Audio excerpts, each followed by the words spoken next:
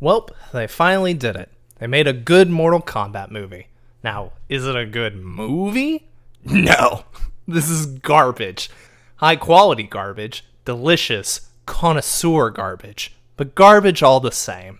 The story, which yes, is actually here, centers around a new character made for the movie for reasons, who was born with a magic birthmark for other reasons. Man, this is like Godzilla vs. Kong. Trying to actually remember the sequence of events for these movies is like having a stroke from staring into the eye of madness.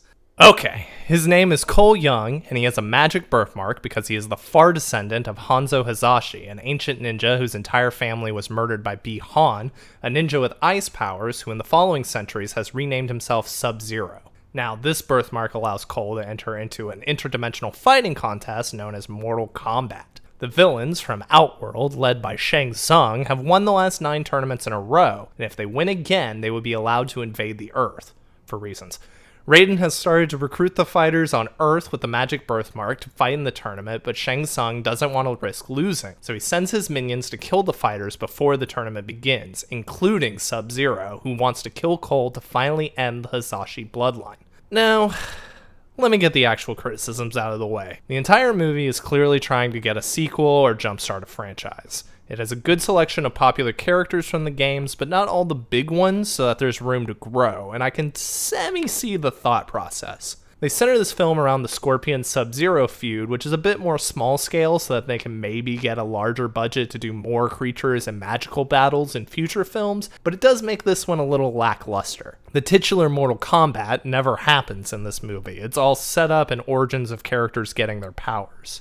The action is also intermittently poorly edited, with a lot of weird cuts from shot to shot for things that don't really need them, and then others are actually really engaging and fun. It's all over the place. The CGI creatures show a bit of their limited budget, but are wisely used as little as possible, which allows for what they have to be as good of quality as they can, but it does lead to some awkward things like fighting an invisible enemy when it's clearly just a bunch of actors throwing punches at nothing. I also think that they probably got a note from the studio to keep it under 2 hours, because after a very dramatic mid-movie battle, a lot of the bad guys are eliminated in basically a glorified montage.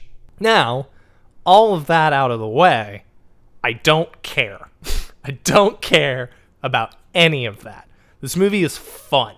The Mortal Kombat characters act the way they're supposed to act, and they do all their moves that they're supposed to do. There's a good amount of action throughout, and a good amount of characters and abilities to bounce off each other to keep the fights reasonably fresh throughout. The prologue of the film, featuring Scorpion and Sub-Zero's first fight, is the best part, helped a lot by Joe Taslim and Hiroyuki Sanada easily being the best actors in the whole film, and their rematch in the modern day had me basically jumping out of my chair. Also, I do just want to take a moment to give a small shout out to Josh Lawson, who is just having the best time chewing the scenery as Kano. There's definitely a point where he clearly has too many lines, but he has such great charisma and comedic timing throughout that he easily gets big laughs throughout the movie. This is a better Mortal Kombat movie than I ever thought would be made. It's fun, loud, and brutal, delicious popcorn midnight movie garbage that I can't wait to watch from random points on TV because the plot doesn't matter till the day I die. So as a movie, I can't make myself give it more than a 5 out of 10, but for that great B+